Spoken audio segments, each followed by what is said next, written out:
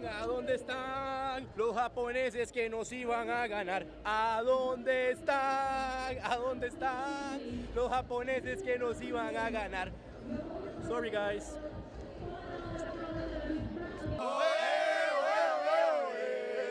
¡Ticos! ¡Ticos! ¡Oe, oe, oe, oe!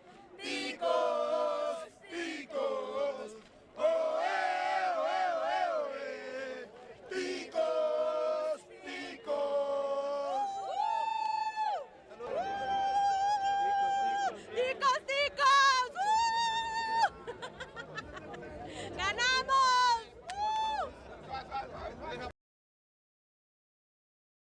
Es increíble, es increíble. Excelente.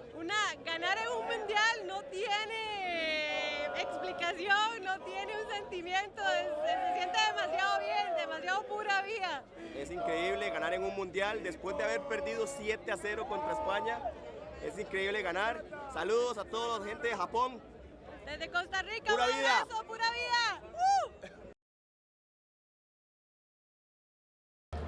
Y eso, Gracias. yo creí de Japón otro partido porque yo lo comentaba con mis compañeros que a Japón yo lo vi jugando contra Alemania y yo lo vi demasiado rápidos.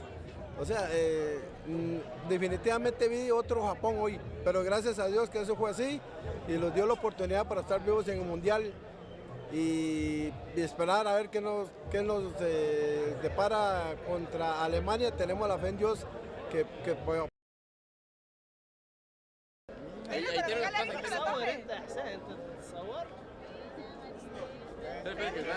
Sen Garetto, Barrero non so se è Barazza. この次にスペインと戦うにあたって本気でいきますよね。本気でスペインも来るかもしれませんね、結果次第によって。ちょっとそれは楽しみですね。